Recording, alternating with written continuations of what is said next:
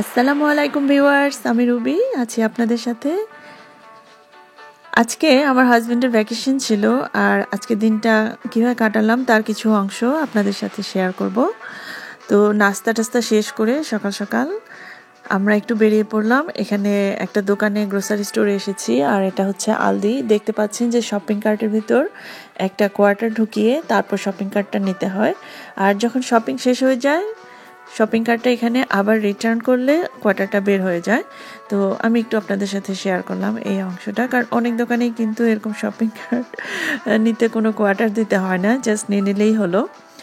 আর আলদিটা আমার হাজব্যান্ডের খুব পছন্দের একটা দোকান। আর কেন পছন্দের তাও বলছি, কারণ এখানে সব কিছুই ছোটো ছোটো সাইজের পাওয়া যায়, খুব বেশি জিনিস একসাথে কেনার প্রয়োজন হয় না, আর কোনো জিনিস ওয়েস্টও হয় না। আর এখানে দোকানের যে প্রাইসটা সেটা অন্যান্য দোকানের চেয়ে কিন্তু একটু রিজনেবল থাকে, প্রাইসটা ভালো, একটু কমই দেখা যায়। সেই কারণে আমার হাজব্যান্ড এখানে শপিং করতে পছন্দ করে। আর আমারও খুব ভালো লাগে আলদি, কারণ এখানে যে কোনো প্রয়োজনীয় জিনিস একটু হলেও পাওয়া যায়, এই হচ্ছে একটা ভালো দিক।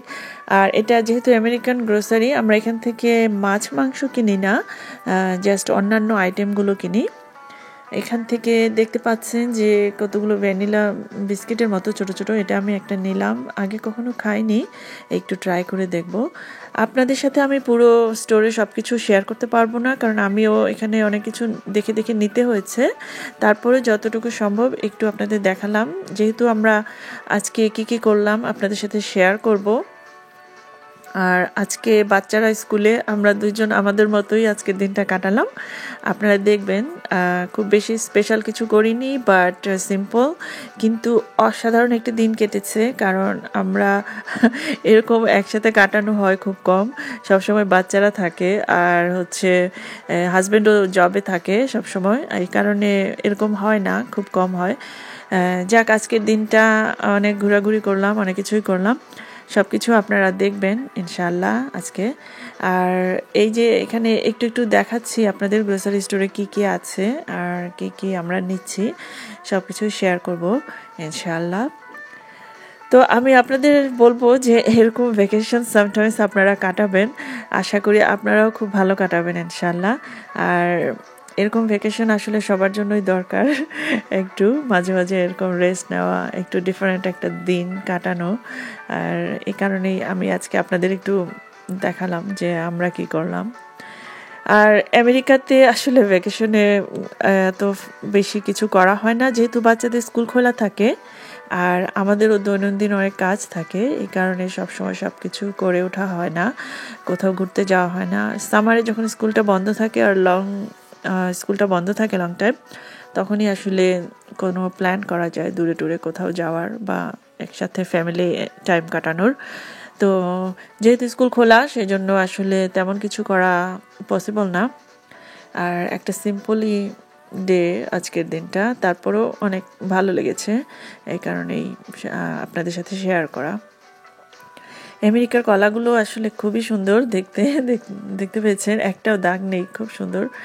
আর আমার হাজব্যান্ড সবসময় একটু হেলদি জিনিসপত্র লাইক করে, সেই জন্য সে সবসময় শাক সবজি ফল ফ্রুট এগুলো খুব বেশি বেশি নেয়। আর আমি দেখা যায় অত রান্না করতে পারি না, নষ্ট হয়।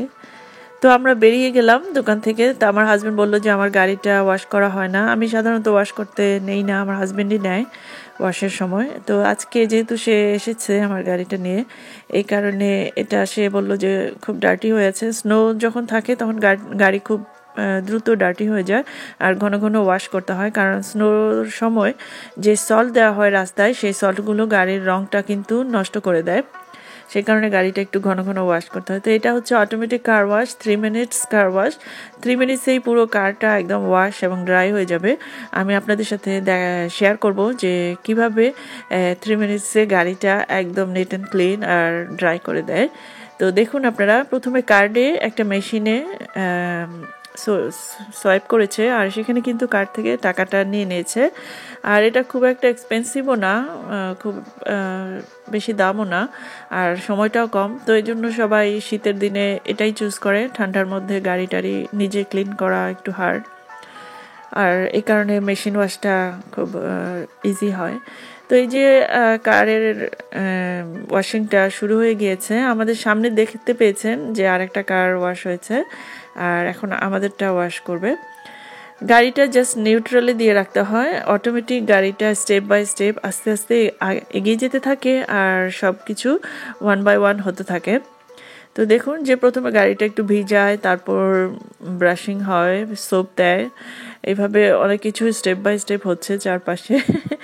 আমি যদিও আপনাদের ভালোভাবে বোঝাতে পারছি কিনা জানি না, তবে দেখতে খুব ভালো লাগে আসলে, যখন ভিতরে থাকি ওয়াশিংটা দেখতে খুব ভালোই লাগে। আর এভাবে কিন্তু গাড়িটা খুব ভালোই পরিষ্কার হয়। অনেকে হয়তো ভাবতে পারেন যে গাড়ি ভালো পরিষ্কার হয় কিনা, গাড়িটা আসলে খুব ভালোই পরিষ্কার হয়। আমি দেখাবো আপনাদের একটু যে কিরকম পরিষ্কার হলো আর ভালোভাবে পরিষ্কার হলো কিনা।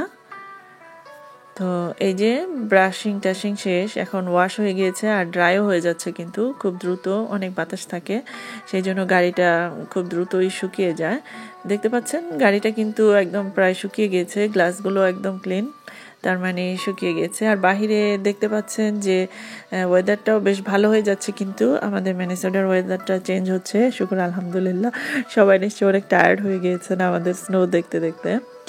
আর এই পাশে লাইটটা যখন গ্রিন হবে তখন আমাদের গাড়িটা স্টার্ট দিতে পারবো, এ পর্যন্ত কিন্তু নিউট্রালেই রাখতে হবে।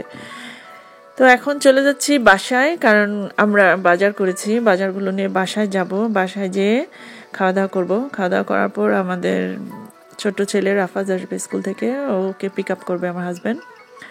তো এই যে দেখলেন যে আমরা বাজারগুলো নিয়ে এসেছি গ্যারাজে, এখানে পার্কিং লটে গাড়িটা রাখার পর আমার হাজব্যান্ড গাড়ি থেকে জিনিসগুলো উঠাচ্ছে, আর আমিও তাকে এখন একটু হেল্প করব, কারণ ক্যামেরাটাও অফ করতে হবে। আর তার মধ্যে অন্ধকার এখানে একটু, তারপর আমি গাড়িটা দেখালাম যে কত সুন্দর পরিষ্কার হয়েছে।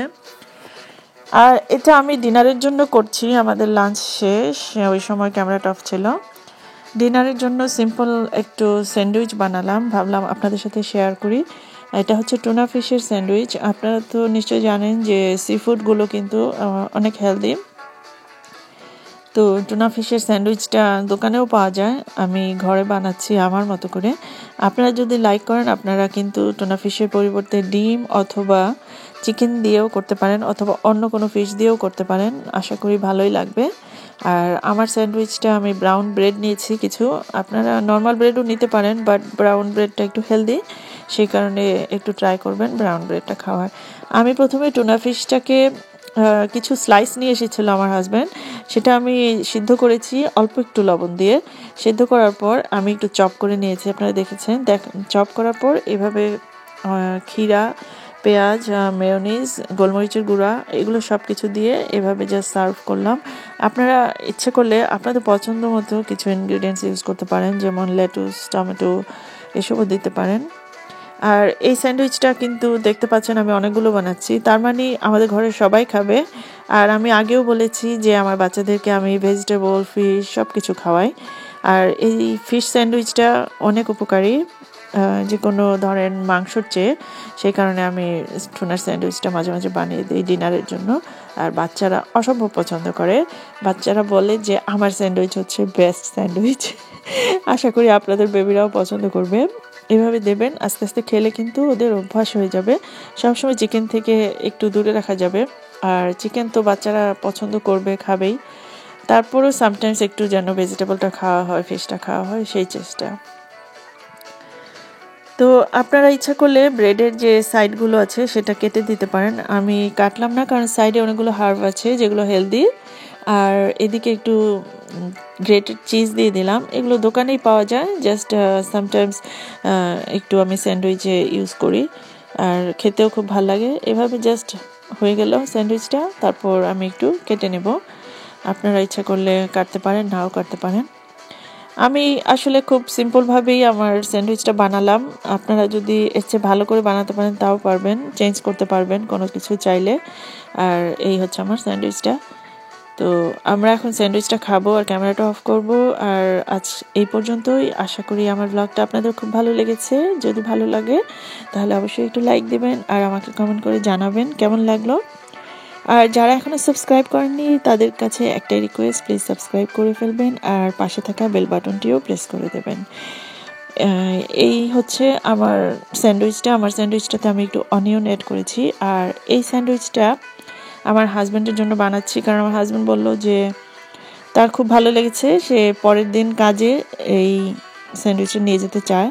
তা আমি ওর জন্য এটা একটু বানাচ্ছি, বানিয়ে একদম বক্সে ঢুকিয়ে রেখে দেব, যেন সে আগামীকাল তার কাজে এটা নিয়ে যেতে পারে। আর সে লাঞ্চ নিয়ে যায় বাসা থেকেই, সিম্পল লাঞ্চ, ভাত নেয় না কখনো, সবসময় একটু সিম্পল কিছু নিয়ে যায়। আর আমি একটু চেষ্টা করি যে হালকা কিছু করে রাখতে, যেমন ভেজিটেবল রুটি বা এই ধরনের কিছু। তো এটা হচ্ছে তার লাঞ্চ। তো আজ এই পর্যন্তই, সবাই ভালো থাকবেন, আল্লাহ হাফেজ।